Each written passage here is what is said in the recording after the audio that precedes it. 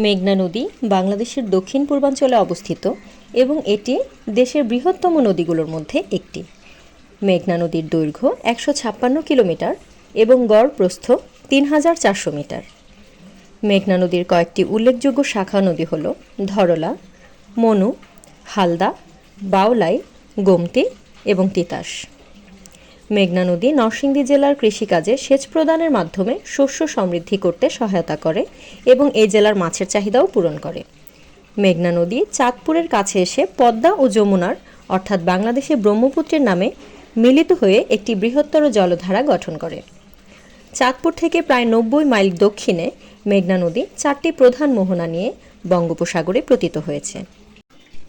৩৪০০ kilometre এবং ১৫৬ kilometre দৈর্ঘ্য ও প্রস্থের এই নদীটি মূলত সর্পিলাকার। মেঘনা চাঁদপুরের মোহনা থেকে শুরু করে সবথেকে বেশি খরস্রোতা হয়েছে এবং মেঘনা ভোলার শুরু থেকে শেষ প্রান্ত পর্যন্ত এসে ১০০ কিলোমিটার প্রবাহিত হয়ে বঙ্গোপসাগরে পতিত হয়েছে। বাংলাদেশ পানি উন্নয়ন বোর্ড বা পাউবি কর্তৃক মেঘনা আপার নদীর প্রদত্ত পরিচিতি নম্বর দক্ষিণ পূর্বাঞ্চলের নদী নং ১৭। নরসিংদী জেলার নরসিংদী সদর উপজেলায় শান্তিবাওলা নামক এই মেঘনার ঘাটে আপনারা একই সাথে দেখতে পারবেন নীল আকাশ, অবারিত সবুজ মাঠ এবং নদীর শান্ত জলধারা, যা আপনার মনকে শীতল করবে এবং আপনার এই মনোরম পরিবেশের আনন্দ উপভোগ করতে সহায়ক ভূমিকা পালন করবে। কোনো এক পড়ন্ত বিকেলে অথবা ছুটির দিনে সবান্ধব অথবা পরিবার পরিজন নিয়ে অথবা প্রিয়জন নিয়ে আপনারা কিন্তু খুব সহজেই এই মেঘনার ঘাটে চলে আসতে পারেন। নরসিংদী জেলার বাইরে যারা আছেন অর্থাৎ অন্যান্য জেলার সকলকে নরসিংদী জেলায় আমন্ত্রণ জানাচ্ছি আমাদের মেঘনা ঘাটের সৌন্দর্য এবং মেঘনা নদীর শীতল বাতাস উপভোগ করার জন্য। বিকেলবেলা এখানে এসে আপনারা একই সাথে ফুচকা, ঝালমুড়ি, চটপটি, রং চা, দুধ চা সহ এরকম মনোমুগ্ধকর এবং মুখরোচক অনেক খাবারের স্বাদ গ্রহণ করতে পারবেন এই নদীর তীরে বসেই। এখানে শীতল বাতাস আপনাদেরকে করবে মুগ্ধ। মন খারাপ, বিষণ্ণতা অথবা অসুস্থতা যাই বলেন না কেন, এই মেঘনার ঘাটে একা বসে সময় কাটাতে কিন্তু বেশ ভালোই লাগে।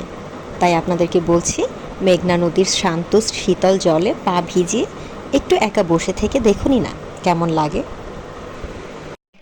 লেখক হুমায়ুন কবিরের মেঘনার ঢল একটি বিখ্যাত কবিতা। এই কবিতায় মেঘনার প্রাসঙ্গিকতা চমৎকারভাবে উঠে এসেছে। তারই কিছু লাইন আপনাদেরকে শোনাচ্ছি। শোন মা আমিনা, রেখে দে রে কাজ, তড়া করে মাঠে চল। এলো মেঘনার জোয়ারের বেলা, এখনই নামিবে ঢল। নদীর কিনার ঘন ঘাসে ভরা, মাঠ থেকে গরু নিয়ে আয় তড়া। করিস না দেরি, আসিয়া পড়িবে সহসা অথই জল।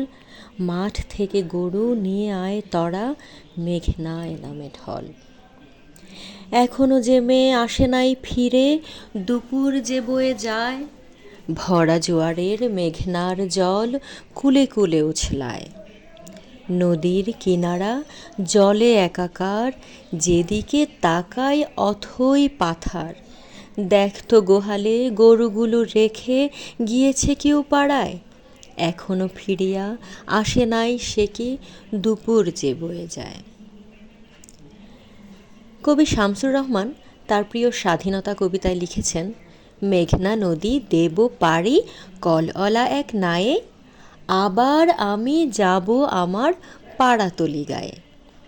প্রাসঙ্গিক কথার প্রেক্ষিতেই বলতে হচ্ছে, আমাদের কবি শামসুর রহমান আমাদের নরসিংদী জেলার রায়পুরা উপজেলার পাড়াতলি গায়েরই একজন বিখ্যাত কবি এবং ব্যক্তিত্ব, যাকে সারা বাংলাদেশব্যাপী সবাই এক নামেই চিনি পল্লী কবি হিসেবে। এই মেঘনা নদী পাড়ি দিয়েই কিন্তু শামসুর রহমানের বাড়ি পাড়াতলিতে যেতে হয়। কবি আহসান হাবীবের একটি বিখ্যাত কবিতায় তিনি লিখেছেন, আমি মেঘনা পাড়ের ছেলে, আমি মেঘনা নদীর নেয়ে, মেঘনা নদীর ঢেউয়ের বুকে তালের নৌকা বেয়ে আমি হেসে খেলে বেড়াই, আমি বেড়াই হেসে খেলে, আমি মেঘনা পাড়ের ছেলে।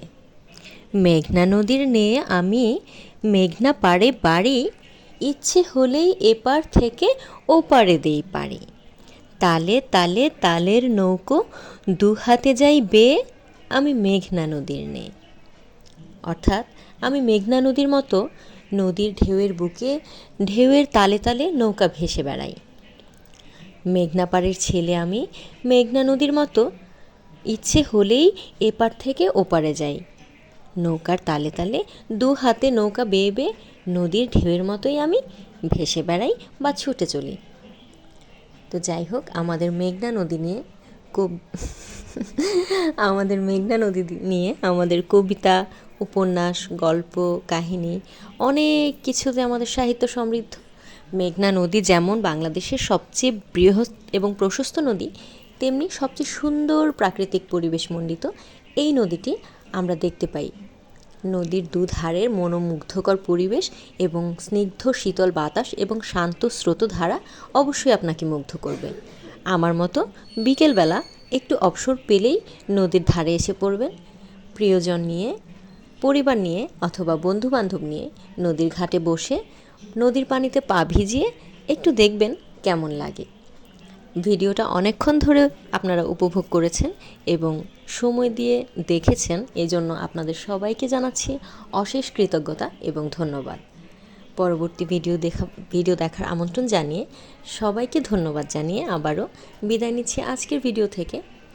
পরবর্তী ভিডিওতে আপনাদেরকে নরসিংদী জেলার এমনই কোনো একটা মনোমুগ্ধকর পরিবেশ অথবা দৃশ্য দেখাবো। সে পর্যন্ত সুস্থ থাকুন, ভালো থাকুন। আল্লাহ হাফেজ।